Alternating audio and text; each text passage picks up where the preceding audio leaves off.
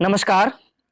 School शिक्षा विभाग मध्य प्रदेश शासन मंत्रालय वल्लभ भवन भोपाल द्वारा 16 अप्रैल 2021 को एक आदेश जारी किया गया है। वह आदेश क्या है देखिए।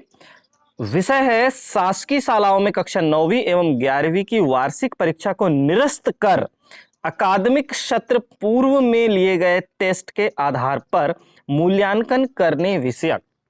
यानी अब 9वीं और 11वीं की वार्षिक परीक्षा नहीं होगी।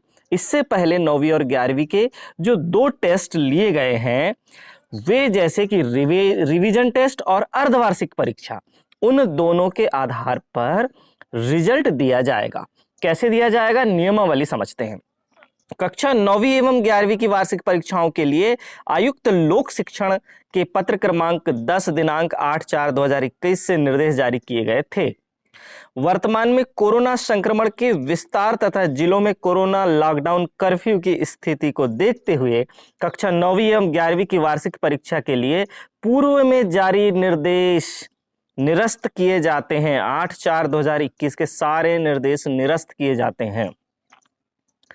कक्षा 9वीं एवं 11वीं के विद्यार्थियों की वार्षिक परीक्षा नहीं ली जाएगी। ध्यान रखें बच्चों, कक्षा 9वीं एवं 11वीं की वार्षिक परीक्षा अब नहीं ली जाएगी तथा उनका मूल्यांकन अकादमिक सत्र के दौरान पूर्व में किए गए मूल्यांकन के आधार पर किया जाएगा। पूर्व में जो मूल्यांकन किए गए हैं वो है रिवीजन टेस्ट और अर्धवार्षिक परीक्षा। अतः मूल्यांकन निम्नानुसार आधार पर किया जाएगा। क्या है उसका आधार? विभाग द्वारा 30 नवंबर से 28 नवंबर तक लिए गए रिवीजन टेस्ट जो नवंबर माह में लिए गए थे तथा 1 फरवरी से 9 फरवरी तक आयोजित अर्धवार्षिक परीक्षा में से विद्यार्थियों द्वारा जिसमें बेहतर अंक प्राप्त किए गए हैं उसके आधार पर कक्षा 9वीं एवं 11वीं का परीक्षा परिणाम घोषित किया जाता है। आपने रिवीजन टेस्ट या अर्धवार्षिक परीक्षा में मान लो गणित के पेपर में आपने रिवीजन टेस्ट में 50 और अर्धवार्षिक परीक्षा में 40 नंबर लिया है तो 50 अंक आपके जोड़े जाएंगे। जिसमें आपके अधिक अंक हैं वे आपके जोड़े जाएंगे रिवीजन टेस्ट और अर्धवार्षिक परीक्षा की तुलना करने पर। परीक्षा परिणाम की गणना बेस्ट 5 के आधार पर की जाएगी। अर्थात किसी विद्यार्थी में 6 में से 5 विषय में पास है, यदि कोई विद्यार्थी 6 में से 5 विषय में पास है तथा एक विषय में न्यूनतम निर्धारित अंक 33 प्राप्त नहीं कर सका है तो भी उसे पास घोषित किया जाएगा। जैसे कि पिछले वर्षों से चला आ रहा है बेस्ट 5 पद्धति। एक से अधिक विषयों में न्यूनतम निर्धारित अंक प्राप्त ना करने वाले विद्यार्थियों के लिए कृपांक के रूप में अधिकतम 10 अंक प्रदान किए जा सकेंगे। कृपांक के अधिकतम 10 अंक आवश्यकता अनुसार एक से अधिक विषयों में आवंटित किए जा सकेंगे।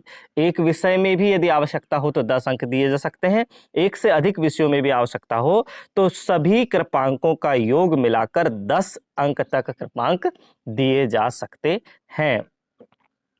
आगे है द्वितीय अवसर के बारे में बात कही गई है। कृपांक के उपरांत भी यदि विद्यार्थी को 2 अथवा अधिक विषयों में न्यूनतम निर्धारित अंक प्राप्त नहीं हो तो उसे परीक्षा हेतु द्वितीय अवसर दिया जाएगा। यदि रिवीजन टेस्ट और अर्धवार्षिक परीक्षा के रिजल्ट में कृपांक देने के बावजूद भी यदि बच्चा पास नहीं होता है तो उसे द्वितीय अवसर दिया जाएगा। ऐसे विषय जिनमें विद्यार्थी द्वारा पूर्व परीक्षा में न्यूनतम निर्धारित अंक प्राप्त नहीं किए गए थे उन विषयों में उसे पुनः परीक्षा देनी होगी। यह अवसर कोविड संक्रमण की स्थिति में कमी आने अथवा स्कूल आरंभ होने के पूर्व दिया जाएगा, जिसकी सूचना परीक्षा के 15 दिवस पूर्व दी जाएगी। द्वितीय अवसर उन विद्यार्थियों को भी दिया जाएगा जो रिवीजन टेस्ट एवं अर्धवार्षिक परीक्षा दोनों में से किसी भी परीक्षा में सम्मिलित नहीं हुए किंतु उन्होंने सत्र 2020-21 में शासकीय विद्यालय में प्रवेश लिया था। ना ही रिवीजन टेस्ट दिया और ना ही अर्धवार्षिक परीक्षा दिया, उन विद्यार्थियों को भी द्वितीय अवसर दिया जाएगा।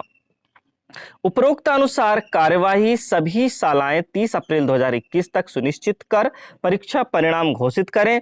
विमर्श पोर्टल पर भी विद्यार्थियों के लिए परीक्षा परिणाम ऑनलाइन उपलब्ध कराया जाना सुनिश्चित करें।